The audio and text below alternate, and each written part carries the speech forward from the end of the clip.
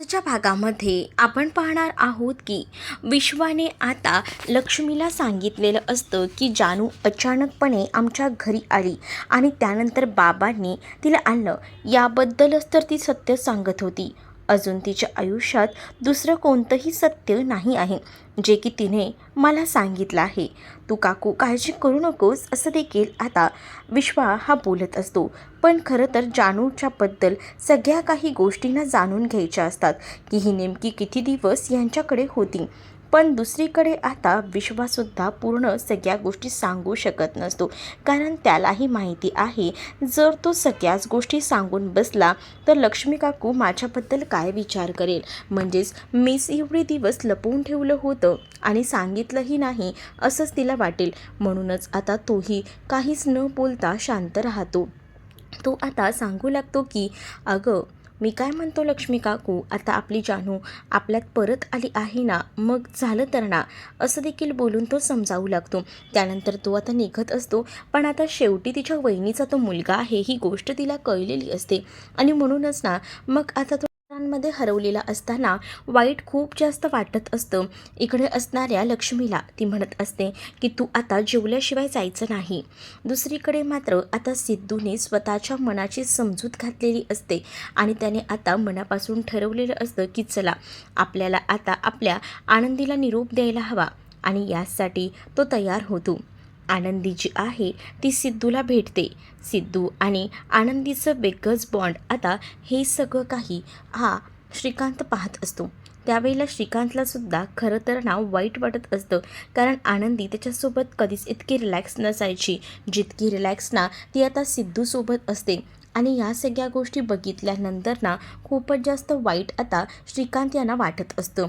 दुसरीकडे मात्र आता सिद्धू तिला समजावत असतो. सिद्धूला ती म्हणत असते की आता आपण पुन्हा कधीच भेटायचं नाही का. त्यावर सिद्धू म्हणतो की तू मस्तपैकी फिरून ये, मग आपण भेटूया.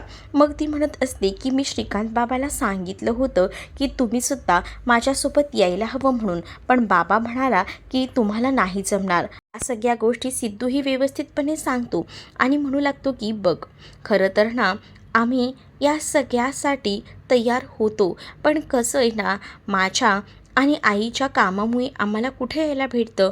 म्हणूनच तर मी तुला म्हटलं ना, तू जाऊन मस्त एन्जॉय करून ये, मग आपण नंतर बघूया काय करायचं आहे ते, असं देखील आता म्हटलं जातं. त्यानंतर तो तिला गाडीमध्ये बसवतो. गाडीमध्ये बसवल्यानंतर आता मात्र तिची चेन जी आहे ती तिच्या फ्रॉकच्या याच्यात अडकलेली असते. त्यावेळेला हळूवारपणे का होईना काढायचा प्रयत्न आता सुरू असतो. आता हळूवारपणे तर तो काढतो, पण त्याच वेळेला तू आता पुन्हा मला कधी भेटशील आणि तुझी काळजी कोण घेईल या भाषेतच आता आनंदी बोलत असते. आनंदीला आपल्या बाबांविषयी खूपच वाटत असतं. इकडे जानू आणि विश्वा हे दोघंही जण एकत्रच बसलेले असतात आणि जेव्हा एकत्र बसतात ना तेव्हा विश्वाची नजर बरोबर जानूकडे असते. जानूकडे जेव्हा विश्वाची नजर असते तेव्हा जानू म्हणते, या आईने सुद्धा कशाला या माणसाला माझ्यासमोर बसवले, हा मुलगा कोण आहे काय आहे असं देखील आता ती बोलत असते. कारण ना तिला आता ना नकोसं वाटत असतं त्या मुलासमोर उभं राहणं. त्याच वेळेला आता लक्ष्मी त्या दोघांनाही मस्त गरम गरम चपात्या देत असते. मग विश्वा मात्र आता जेव्हा जानूकडे बघतो ना तेव्हा त्याला जानूकडे बघून ना असंच वाटतं की त्याला त्याच्या पूर्वीची जानू भेटली आहे. कारण कॉलेजमध्ये असताना जानूचा स्वभाव जानू ही अशीच होती आणि त्यामुळेच ना आता या सगळ्या गोष्टी आठवू लागलेल्या असतात विश्वाला. आणि विश्वाला खरं तर एकंदरीत बरं वाटत असतं, कारण जयंतच्या या सगळ्या गोष्टींमुळे ती खूप जास्त खचून गेलेली होती, दबून गेलेली होती. पण आज जो काही बदल जानूमध्ये दिसत होता, भलेही ती सगळ्या गोष्टी विसरलेली असली तरीसुद्धा तिच्यातला तो बदल पाहून ना विश्वा मात्र आता एकदमच चकित झालेला असतो. आणि विश्वा आता विचार करत असतो की मला अशीच जानू हवी होती आणि फायनली तशीच जानू मला बघायला मिळत आहे. दुसरीकडे मात्र आता सिद्धूने कसं तरी समजावलेलं असतं, पण आनंदीला सुद्धा सिद्धूची काळजी असते. ती म्हणत असते मी गेल्यावर तुझी काळजी कोण घेणार.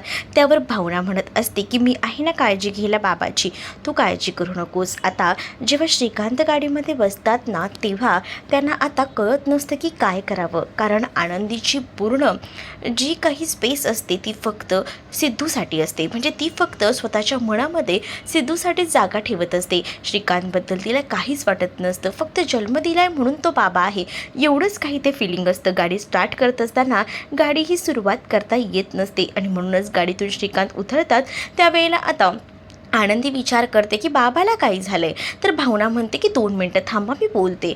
तोपर्यंत सिद्धू आणि आनंदी तिथे खेळत असतात.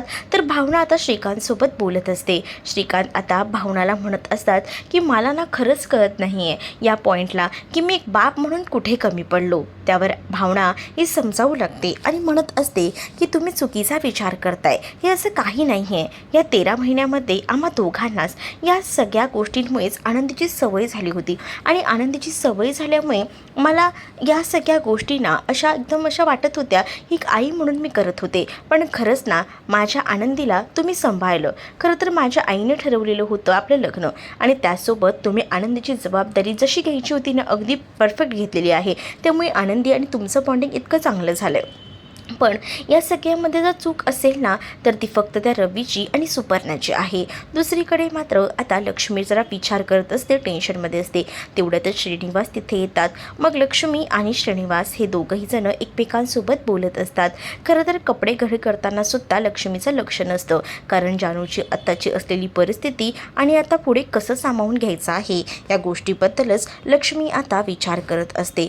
आणि त्याच वेळेला मात्र आता लक्ष्मीला श्रीनिवास म्हणत असतात की नेमकं काय झालं आहे सांगशील का. मग त्याच वेळेला मी तुला एकच गोष्ट सांगतो, काय घडलं असेल तर ते पटकन बोलून टाक, जास्त विचार करू नकोस. आणि मग त्यावेळेला ती म्हणत असते खरं तर ना मला कळत नाही आहे, आपल्या जानूची मेमरी गेली आहे. पण या सगळ्यामध्ये जयंतरावांची काय चूक बघितलं ना.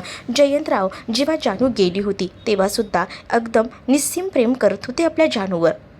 पण आता जानू त्यांच्या नजरेसमोर असूनही आता ते जानूला बघू शकणार नाही आहेत, जानूला भेटू शकणार नाही आहेत. ही किती वाईट गोष्ट आहे. म्हणजेच मी असा कधीच विचार केला नव्हता की त्या दोघांना असं वेगळं बघायचं.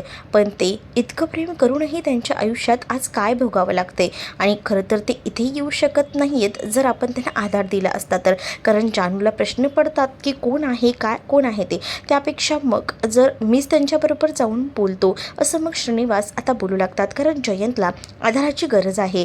तो आता कोणत्या मनस्थितीतून जात असेल याचाही विचार आपण करायला हवा. कारण जेव्हा जानू जिवंत नव्हती तेव्हासुद्धा जयंतने स्वतःला त्रास करून घेतला होता हे श्रीनिवासांना आता कळलेलं होतं. दुसरीकडे श्रीकांत आणि भावना हे सिद्धू बोलत असतात. त्याच वेळेला श्रीकांतचा आता निर्णय झालेला असता. कारण आता श्रीकांतने ठरवलेलं असतं की काही झालं तरी आनंदीला तो फॉरेनला घेऊन नाही जाणार आहे. आणि ते म्हणतात की मी तुम्हाला एक गुड न्यूज देऊ इच्छितो, मी इथेच ठेवणार आहे आणि माझ्याकडनं आतापर्यंत चूक झाली आहे. पण यानंतर एक बाप म्हणून सिद्धू तुझाच अधिकार असेल आणि आई म्हणून तुमचा. आणि त्यानंतर आता आनंदीलासुद्धा सांगितलं जातं की आपण ट्रिपला जायचं कॅन्सल केलं आहे आणि आता तुला जे काही एन्जॉय करायचं असेल ते तुझ्या आईबाबांसोबत तू एन्जॉय कर. कारण त्यांना कळलेलं असतं की ज्या काही कामकाजांमुळे ज्या काही गोष्टी ते बिझनेसकडे लक्ष देत होते त्यामुळे आनंदी ही त्यांच्यापासून लांब गेलेली होती. वर रवी आणि सुपर्णा यांनी केलेल्या कटकारस्थांमुळे त्यांच्यामुळे हा दुरावा आलेला होता. पण आता जर ती सिद्धू आणि भावनासोबत खुश असेल तर त्यांनीसुद्धा आता आपलं मन घट्ट केलेलं असतं आणि पूर्णपणे आनंदीचं पालकत्व हे सिद्धू आणि भावनाकडे दिलेलं असतं.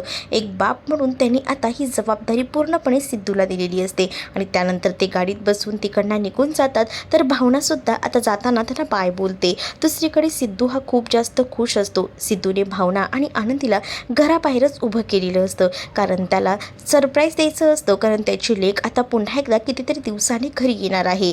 तर दुसरीकडे भावनाला आनंदी विचारत असते की अगं आई, आपल्याला बाबांनी असं बाहेर उभं का केलंय, काय आहे हे सगळं, असंही ती म्हणत असते. त्यावर आनंदीला भावना सांगत असते की बाबा आपल्याला सरप्राईज देणार आहेत, त्यामुळे आपण इथेच उभं राहूया. दुसरीकडे आता श्रीनिवास जे आहेत ते आता जयंतला भेटायला जयंतच्या घरी गेलेले असतात. पण जयंत काही केल्या भरपूर बेल वाजवून सुद्धा दार उघडत नसतो. म्हणूनच आता त्यांना टेन्शन आलेलं असतं की जयंतला काय झालं असेल, जयंत दार का उघडत नाही आहे. पण जयंत थोड्या वेळाने दार उघडतो. तेव्हा ते त्याला विचारतात की काय झालं जयंतराव. पण जयंत म्हणतो की या ना बाबा, मी वॉशरूमला गेलो होतो म्हणून दरवाजा उघडायला उशीर झाला. दुसरीकडे विश्व आता घरातनं बाहेर पडलेला असतो. विश्वा रस्त्यावरून जात असताना सतत जानूचाच विचार करत असतो. त्याला कॉलेजमध्ये जानूसोबत घालवलेले प्रत्येक क्षण आठवत असतात. जानूला तो लपून छपून कसा बघायचा आणि मग जानूबरोबर घालवलेले प्रत्येक दिवस त्याच्या नजरेसमोरून हटत नसतात. एक एक दिवस त्याला आठवतात. त्यासोबत या सगळ्या क्षणात त्याला आपल्या आईची सुद्धा आठवण येत असते, कारण प्रत्येक क्षणात आई त्याला मदतीला असायची, आई त्याला साथ द्यायची. आणि आज असं झालं होतं की ती आईसुद्धा त्याच्यासोबत नाही आहे आणि आता जानूसुद्धा. म्हणजे त्याने विचारही केला नव्हता की जानू त्याच्यासोबत नसेल असा, पण आज जानूही त्याच्यासोबत नव्हती आणि त्यामुळेच ना या सगळ्याचा तो खूप जास्त त्रास करून घेत होता. आई ही जवळची आणि जानू ही जवळची. जानूने जाताना सांगितलेलं होतं की मी तुला कधीही अंतर देणार नाही, आपली मैत्री अशीच राहील. आणि आता जानूची मेमरी गेलेली असते, त्यामुळे अक्षरशः रस्त्यावरच बसून आता विश्वा खूप जास्त रडत असतो. इकडे आता रेणुका बघते. रेणुकाच्या लक्षात येतं की ही सगळी तयारी चालू आहे, पण त्याच वेळेला रेणुका विचार करते आणि त्याला विचारते की हे सगळं काय आहे सिद्धू. त्यावर सिद्धू आता सांगतो की आनंदी परत आली आहे ना, तर त्याचीची जय्यत तयारी चालली, म्हणजे आनंदी आली म्हणून हे सगळं सुरू आहे. तर मग या सगळ्या गोष्टी कशासाठी? मी तुम्हा दोघांनाही मागेही सांगितलेलं आहे की आनंदीला तुमच्यापासून थोडं लांबच ठेवत जा. आता तिचे बाबा आले तरीसुद्धा तुम्ही असं का करताय, असं देखील आता म्हटलं जातं. त्यावर मात्र तुमच्या दोघांचंही लग्न झालं आहे, पण तुम्ही 7-8 वर्ष जुनं नवरा बायको झाल्यासारखे असं का वागताय? कारण आता तुमच्या जवळ यायचे दिवस आहेत आणि आनंदी जर तुमच्या बरोबर असेल तर तुमचं प्रेम कसं फुलणार? खरं तर ना आता रेणुकाला भावना आणि सिद्धूचं एक बाळ हवं असतं आणि त्यासाठी तिची खटपट सुरू असते.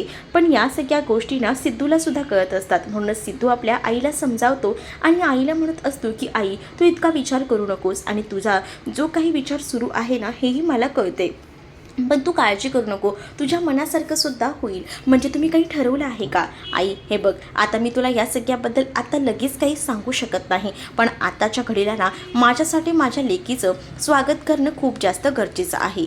खरं तर आज आनंदीमुळेच मी आणि भावना एकत्र आहोत.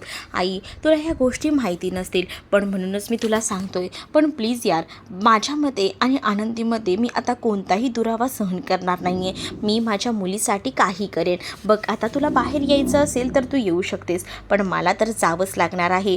दुसरीकडे मात्र आता जेव्हा श्रीनिवास घरी आलेले असतात तेव्हा जयंत त्यांना कॉफी बनवून आणतो. त्यावेळेला श्रीनिवास म्हणतात की याची काय गरज होती, राहू दे होतं ना. पण त्यावेळेलाच आता तो म्हणत असतो की बाबा बोला ना, तुम्ही कसं येणं केलं, काय झालं आहे, असंही आता विचारलं जातं. त्याच वेळेला आता सांगितलं जातं की खरं तर ना आता जानूची ही परिस्थिती, ह्या सगळ्या गोष्टी बघून आम्हाला असं वाटलं की तू एकटा पडला असेल, म्हणून म्हटलं की सहज जाऊन तुला भेटावं. नाही बाबा, मला कळतंय जानू आता आपल्यात आहे ना, हीच गोष्ट आपल्यासाठी खूप मोठी आहे आणि महत्त्वाची आहे, त्यामुळे मला असं वेगळं वाईट वाटलेलं नाही आहे. तुम्ही काळजी करू नका आणि लवकरच जानू मला माहिती आहे माझ्याबरोबर या घरात येईल आणि तो मला विश्वास आहे, असं देखील आता जयंत हा म्हणत असतो. जेव्हा जयंत या सगळ्या गोष्टी बोलतो ना तेव्हा मात्र आता इकडे असणारे हे श्रीनिवास तर चकित होत असतात की जयंतचं काय नेमकं चाललेलं आहे. कारण जयंतबद्दल त्यांना वेगळा विचार वाटत असतो, पण जयंतने इथे वेगळंच काहीतरी ठरवलेलं असतं आणि ते सगळं त्यांनी श्रीनिवास यांना सांगितलेलं असतं. श्रीनिवास आता हे सगळं ऐकतात आणि म्हणतात की बरं ठीक आहे, तू जर काही ठरवलं असेल तर ती चांगलीच गोष्ट आहे आणि तू जसं म्हणतोयस की लवकरच जानू पुन्हा घरी येईल तर होईल सगळं तसंच मनासारखं, असा मीही विचार करतो, असंही आता ते म्हणू लागतात. तर त्यानंतर आता इकडे जानू विचार करत असते की अजून एवढे वाजून गेले तरी ताई घरी कशी आली नाही, कारण तिला माहिती असतं की ताई कामावर जाते, पण ताई अजून कशी घरी आली नाही हा मोठा प्रश्न तिच्यासाठी असतो. म्हणूनच ती वॉच वगैरे बघते, पण त्यानंतर तिला कळतं की बराच उशीर झाला आहे. ती आता हाका मारू लागते आई आई करून. तेवढ्यातच वीणा तिथे येते. वीणा तिथे आल्यानंतर आता वीणाला ती म्हणत असते की अगं कुठे गेली आहे ताई, अजून आली नाही आहे. मी तर ना आता तिच्या बॉसला बोलणारच आहे की हा कोणता टाईम आहे कामावरनं घरी सोडायचा, एवढा वेळ काम करून घेतात का, आतापर्यंत येव्हाना ती घरी यायला हवी होती. आणि असं बोलूनच ना ती आता वीणाला एकावर एक प्रश्न असे विचारत असते. त्याच वेळेला वीणा आता गपचूपच जानूला बसवते आणि इतकी काळजी करू नको, भावनाताई येतीलच असं म्हणते. त्यानंतर आता तिला थोडंसं पाणी देते, कारण खूप जास्त जानू हायपर झालेली असते आणि या सगळ्या कंडिशनमध्ये जानू जास्त हायपर होणं गरजेचं नसतं आणि म्हणूनच वीणा तिला पाणी वगैरे देते. वीणाने आता तिला पाणी दिल्याबरोबर वीणा लगेच तिकडनं जाते, कारण तिला आता ही गोष्ट लक्ष्मीला सांगायची असते. कारण जानूच्या सगळ्याच प्रश्नाला उत्तरं कशी काय देणार, कारण हे सगळं काही शक्य नव्हतं. दुसरीकडे आता सिद्धू बाहेर आलेला असतो आणि आनंदी आणि भावनाला सांगतो की चला डोळ्यावर तुमचा हात ठेवा. मग आता दोघीही जणी म्हणतात काय, मग आम्ही पण ठेवायचं आहे का, भावनाचं असतं. मग भावनाला सुद्धा सिद्धू सांगतो की हो डोळे बंद कर. मग दोघांही डोळे मिटलेले असतात आणि मग सिद्धूने खूप छान अशा फुलांच्या पायघड्या घातलेल्या असतात आणि साईडने पूर्णपणे मेणबत्त्या ठेवलेल्या असतात आणि तेवढ्या वेळात सगळं डेकोरेशन त्याचं झालेलं असतं आणि मग तो आता डोळे उघडायला सांगतो. आणि हे सगळं बघूनच ना आनंदी खूप जास्त खुश होते. आनंदी म्हणत असते की मी तुला सांगू का, आज मला कसं वाटतंय, एकदमच असं ना परी असल्याचं फिलिंग येते बघ आई, असंही ती आता म्हणत असते. हो का, मग आपल्या बाबांनी एवढं सगळं केले, मग आता एकच मिनटं हां, मला अजून एक गोष्ट करायची, आणि असं बोलून तो आतमध्ये जातो. दुसरीकडे वीणा आता लक्ष्मीकडे गेलेली असते आणि ती आता घडलेला सगळा प्रकार सांगू लागते. आणि आता आपण काय उत्तर द्यायचे आहेत, कारण भावना तर अजून आपल्याकडे आलेली नाही आहे. पण आता एवढ्या रात्री कसं आपण भावनाला बोलवायचं, भावनाचं ऑलरेडी लग्न झालं आहे. पण आता या जानूला माहिती कुठे आपल्या भावनाचं लग्न झालं आहे, ते काय करायचं, थांबा मीच काहीतरी बोलते, असं आता इकडे असणारी लक्ष्मी ठरवते. आणि मग काय, लक्ष्मी आता वीणाला सांगते की आपण ना तिला काहीतरी कारण देऊया, म्हणजेच आपण तिला सांगूया की आपल्या भावनाच्या ऑफिसमध्ये मीटिंग वगैरे आहे आणि यासाठी ती मीटिंगसाठी ती गेली आहे, असं काहीतरी बोलल्यावर तिचा विश्वास बसेलच. दुसरीकडे मात्र आता भावना आणि त्याचसोबत आनंदी बाहेर थांबलेले असतात. तर सिद्धूने औक्षणाचं ताट वगैरे आणलेलं असतं. सिद्धू जेव्हा औक्षणाचं ताट वगैरे घेऊन येतो तेव्हा त्या दोघींचंही औक्षण वगैरे करू लागतो. दोघींचंही औक्षण करत असताना रेणुका तिथे येते आणि रेणुका म्हणत असते की मी पण औक्षण करणार आहे. आणि रेणुकाला सुद्धा इतकं हॅप्पी बघूनच ना भावना आणि सिद्धूसुद्धा खुश असतात. आणि त्याच वेळेला भावनाला आणि त्यासोबत आनंदीला आनंद झालेला असतो. दोघंही जण आता त्या पायघड्या ज्या घातलेल्या असतात त्यावरून दोघंही जण आतमध्ये जातात. मग सिद्धूही त्या दोघांना आतमध्ये घेतो. त्याच वेळेला रेणुकाचे तो आभार मानतो. रेणुकाला म्हणत असतो की थँक्यू आई, मला वाटलं नव्हतं तू बरोबर माझ्या मदतीला येशील, पण आज मला ना खरंच खऱ्या अर्थाने बरं वाटलं. तर दुसरीकडे लक्ष्मी आता जानूकडे गेलेली असते आणि मग काय, जानू आता म्हणत असते की काय गं आई, ही कोणती वेळ झाली, अजूनही भावनात आई आलेली नाही आहे, असं का गं, ही वेळ झाली का.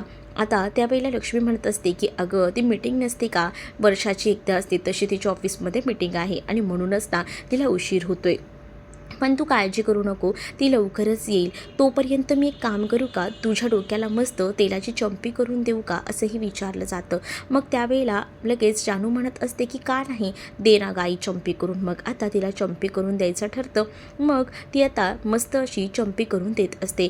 चंपी करत असताना सुद्धा त्यांच्या गप्पा आता सुरू असतात. दुसरीकडे आता सिद्धू बघत असतो की आनंदी झोपली आहे का, तर आनंदी मस्त गाढ झोपलेली असते आणि सिद्धू तिच्याकडे एकटक पाहत असतो. भावना तेवढ्यातच तिथे येते आणि भावना म्हणत असते की काय झालं, तुम्ही काय बघताय, ती तर झोपली आहे ना. खरंच ना आज मी खूप जास्त हॅप्पी आहे. आज त्याला सगळ्यात मोठं सुख मिळालेलं होतं आणि ते सगळ्यात मोठं सुख म्हणजे ही आनंदी होती. आणि आनंदीला डायरेक्टली त्यांना देऊनच टाकलेलं होतं ना, त्यामुळे बरं वाटत होतं. दुसरीकडे आता पाहायला मिळत असतं की भावना ही सुद्धा खूप जास्त खुश असते, कारण आनंदी तिला खऱ्या अर्थानं भेटलेली असते. तर भावना आणि सिद्धू ते सुद्धा दोघंही जण आता आनंदीकडे बघत मस्त झोपी जात असतात. पण भावनाला खरं तर खूप जास्त बरं वाटतं, कारण आज तिने सिद्धूचं एक नवं रूप पाहिलेलं होतं. लक्ष्मी जानूला चंपी करून देत असते आणि चंपी करून देत असतानाच आता मात्र ती म्हणत असते की अगं आई, आपण किती दिवस असं शांत बसणार आहोत गं. मला असं वाटतं ना की लवकरात लवकर आहे ना आपण या सगळ्या गोष्टी ना बघायला हव्यात. कारण मला असं का वाटतंय की आपण आपल्या भावनाताईसाठी एक चांगला एखादा मुलगा बघायला हवा म्हणून. कारण बघ ना, भावनाताई आहे ती मात्र अजूनही अशीच अडकून बसली. आता 2025व्या वर्षातच ती मागे हटलेली असते. म्हणजे तिला असं वाटत असतं की 2025च चालू आहे, अशी जानू मागे असते. म्हणजे तिला भावनाच्या लग्नाबद्दल काहीच आठवत नसतं. यावरून सगळ्या गोष्टी तिच्या लक्षात आलेल्या असतात. आणि त्याच वेळेला आता ती म्हणत असते की ठीक आहे, पण आता जानूने ठरवलेलं असतं की आजकाल कितीतरी मॅट्रिमोनियल साईट असतात आणि त्यामुळेच ती ठरवते आणि म्हणते की मी ना उद्याच ना ताईचं एक प्रोफाईल भरणार आहे सोशल मीडियावर आणि त्यासोबत तिचं अकाउंट ओपनसुद्धा त्या मॅरेज ब्युरोमध्ये काढणार आहे, जेणेकरून तिच्यासाठी बघ ना अशा मुलांची लाईन लागेल ना. हे सगळं ऐकूनच ना खूप मोठा धक्का आता इथे बसलेला असतो लक्ष्मीला. लक्ष्मी विचार करते की देवा, हे सगळं काय चाललं आहे, म्हणजे आता खरंच हिने हे सगळा प्रकार केला तर भावनाचं काय, हा विचारसुद्धा आता मात्र लक्ष्मीच्या मनामध्ये येऊ लागलेला असतो. पुढील भागामध्ये आपल्याला पाहायला मिळतं की आता छान तयार वगैरे होऊन भावना आता निघालेली असते तिच्या माहेरी जायला, पण आजीची मुद्दामून मस्करी ना आता मात्र सिद्धू घेत असतो. सिद्धू म्हणत असतो, बघितलंस का तुझी सुनबाई कुठे चालली आहे ती, असं बोलून मजा घेतो. दुसरीकडे जानू आता मंदिरात गेलेली असते, पण वँकी तिच्यापासून लपत असतो, कारण वँकी तिथे काम करतोय हे कुठे माहिती असतं ना जानूला, आणि वँकीचं लग्न आरतीसोबत झालंय ही गोष्टही माहिती नसते. म्हणूनच आता जानू वँकीपासून लपत असतो. तर तुम्हाला हा भाग कसा वाटला हे नक्कीच मला कमेंटमध्ये सांगा, आणि असेच अपडेट पाहण्यासाठी चॅनलला सबस्क्राईब करा.